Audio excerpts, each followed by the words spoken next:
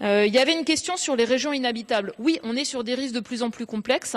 On est avec des conditions de température et d'humidité qui rendent une activité physique impossible en extérieur, qui concernent des plages horaires plus grandes, des régions plus grandes, plus de jours par an.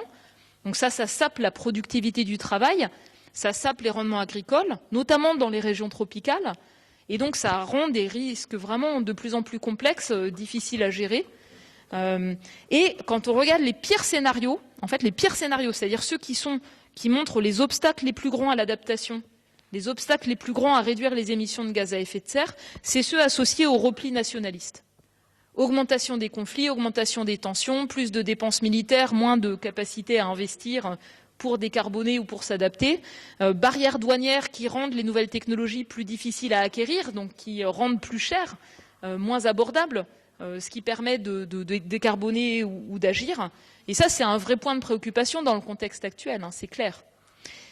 Et puis après, il y avait donc, on a un peu, moi j'avais noté dans mes notes sécurité alimentaire, donc un point important dans le monde. On voit que c'est fragilisé en ce moment, par exemple avec les sécheresses récentes en Afrique de l'Est. C'est aussi fragilisé par les conflits. Donc on voit qu'on est sur même des régressions par rapport aux avancées faites vers les objectifs de développement durable. Et que c'est important de porter cette réflexion-là sur les conditions de la soutenabilité de nos sociétés, comme quelque chose qui est un déterminant en fait de la paix, d'une vie digne en fait partout.